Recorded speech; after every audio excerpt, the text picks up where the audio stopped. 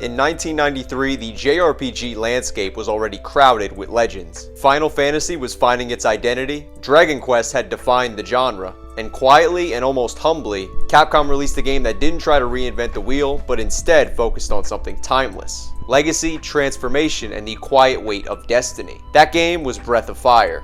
Released on the Super Nintendo in 1993, Breath of Fire marked Capcom's first major step into the world of traditional turn-based RPGs. Interestingly, it was actually published in the West by Square, the creators of a little-known series called Final Fantasy, marking a rare moment of cooperation between two giants to bring this story to a global audience. At its core, the game follows Ryu, a young boy from the Light Dragon clan whose village is destroyed by dark dragons. What begins as a familiar revenge story slowly unfolds into something bigger, a journey across a fractured world shaped by ancient powers, forgotten races, and cyclical conflict. What immediately set Breath of Fire apart wasn't spectacle, it was identity. The ability for Ryu to transform into dragons wasn't just a gameplay mechanic, it was the thematic backbone for the game. Power came at a cost, legacy wasn't optional, and destiny was inherited whether you wanted it or not. Mechanically, Breath of Fire played things safe but smart. It offered classic turn-based combat and traditional party structure, but it introduced ideas that would become series staples. First, there was the Ryu and Nina motive.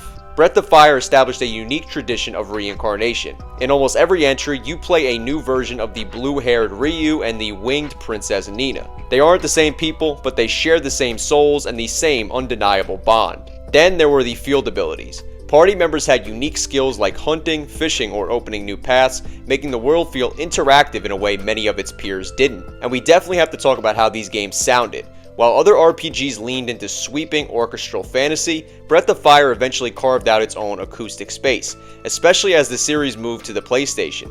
It embraced a distinct jazz fusion and pop-inspired soundscape that gave the adventure a modern, upbeat energy.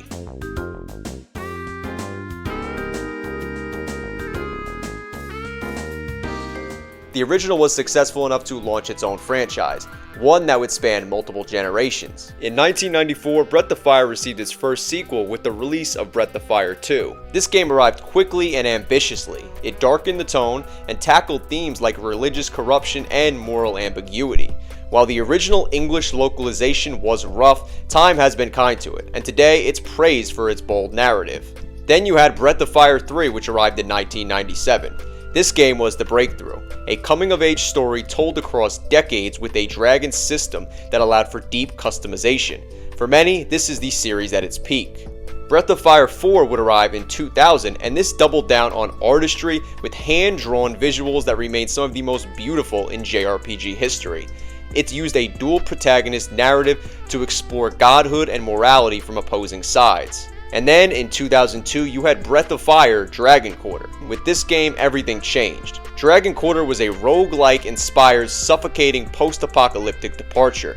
It was misunderstood at the time, but it has since gained cult status as one of Capcom's most daring experiments. I do think it's also important to touch on the mobile game as well, Breath of Fire 6. Released in 2016, it was a departure that many longtime fans found difficult to embrace. By shifting to a microtransaction-heavy, multiplayer format, it felt like the flame that the series was known for had lost its focus. It's a bitter chapter for almost everybody who's played the game, and it's most likely the reason that the series has remained in a deep slumber ever since. I grew up with the original Breath of Fire, and the first 3 games were a constant presence in my childhood. They also were games that really played a pivotal role in why I love JRPGs as much as I do.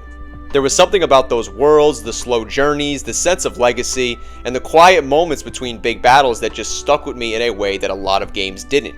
Breath of Fire taught me that JRPGs, and just RPGs in general, could be patient, emotional, and reflective, and not just about spectacle or power. Looking back now, it's one of those series that didn't just entertain me, it shaped my taste, expectations, and my appreciation for the genre as a whole. I was also inspired to make this video after watching Solace and Dread's retrospective on Breath of Fire. So genuinely shout out to them and thank you for that video. And their work did truly remind me why this series still matters, and why these quieter classics deserve to be talked about with such care. If you love thoughtful and passionate retrospectives and just JRPG content, then definitely go check out their channel.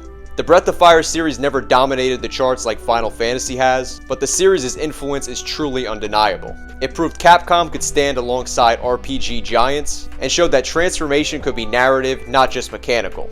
Even now, Breath of Fire still feels relevant, not because it was perfect, but because it was sincere. It believed in slow journeys, in inherited responsibility, and in stories that burned quietly rather than exploding loudly.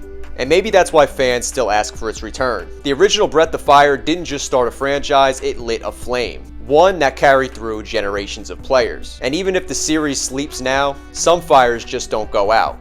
They wait and continue on. So I want to know down below if you played Breath of Fire before, if you would like to, if you haven't, and if you'd like to see maybe a 7th game in the series, or maybe a remake or remaster sometime soon. And if you enjoyed the video and or you're new to the channel, then definitely make sure to hit that like button and subscribe button, as I have a lot of fun reviews, retrospectives, and breakdowns coming in the near future. Thank you all so much for watching though, and I am out. Peace.